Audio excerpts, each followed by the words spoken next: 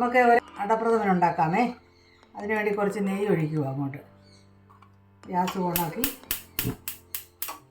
എന്നിട്ട് തേങ്ങ ഒന്ന് വറക്കാം. അതിനകത്തോട്ട്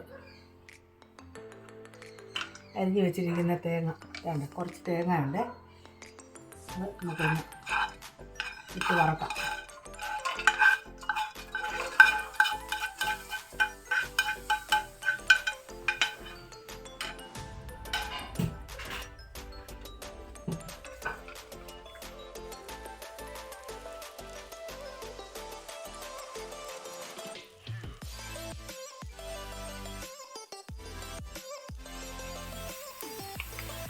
തേങ്ങ ഇവിടെ മൂത്തിട്ടുണ്ട്. നമുക്ക് അതിൻ്റെ അകത്തോട്ട് തന്നെ ഈ നട്ട്സ് കൂടെ അങ്ങോട്ട് ഇടാം. മുന്തിരിങ്ങ വേണ്ടിയവർക്ക് അതും ഇടാം. ഞാനിപ്പോൾ ഇവിടെ മുന്തിരിങ്ങ ചേർക്കുന്നില്ല. നമുക്ക് മുന്തിരിങ്ങ വേണ്ടിയവർക്ക് ഇടാം.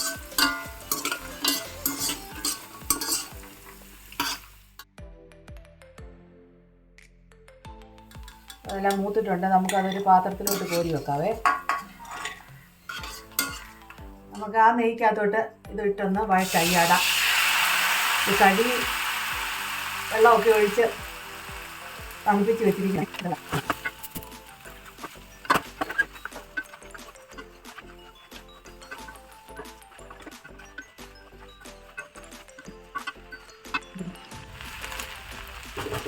ഇനി നമ്മളിതിനകത്തോട്ട് പാനിയാക്കി വെച്ചിരിക്കുന്ന ശർക്കര അങ്ങോട്ട് അരിച്ച് ഒഴിക്കാം. ഇതിനകത്ത് കല്ലുമൊന്നും ഇല്ല, എന്നാലും ഞാനങ്ങനെ അരിച്ചൊന്ന് ഒഴിക്കുക. ഇനി ഇതിനകത്ത് കിടന്നൊന്ന് പറ്റട്ടെ.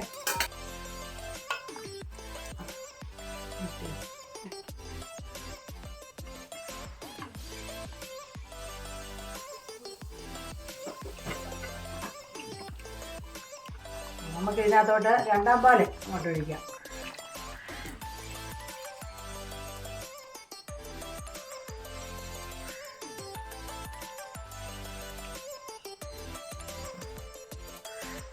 ഇനി ഇത് കൊഴുത്തതിന് ശേഷം ബാക്കി കാര്യങ്ങളൊക്കെ നമുക്ക് ചെയ്യും.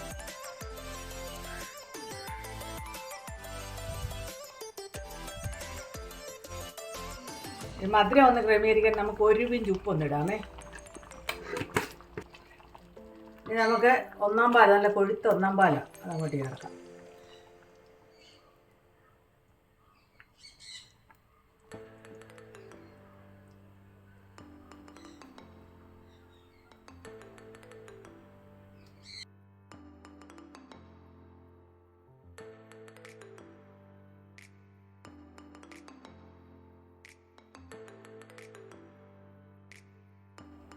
നമ്മൾ ഏലക്കാപ്പൊടി, അത് പഞ്ചസാരക്കകത്ത് പൊടിച്ചത്, അത് അളവ് കൂടുതലേ. ജീരകവും ഇതിനകത്ത് നമ്മൾ ചേർത്തിട്ടുണ്ട്. ജീരകപ്പൊടിയുണ്ട്, ഏലക്കാപ്പൊടിയുണ്ട്.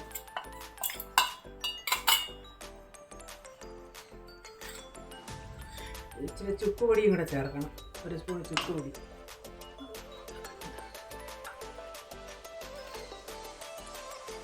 ഇച്ചിരി ചുക്കുപൊടി ചേർക്കാം.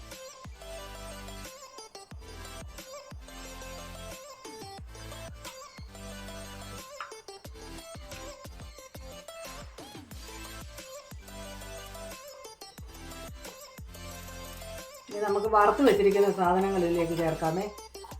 ഒരു ശകല നെയ്യ്, ഒരു രുചിക്ക് വേണ്ടി ഒരു ചെറിയ 2 ടീസ്പൂൺ നെയ്യ് ഒഴിക്കാം. നമുക്കിനിയും വറുത്ത് വെച്ചിരിക്കുന്ന സാധനങ്ങളെല്ലാം കൂടെ അങ്ങോട്ട് ചേർക്കാം.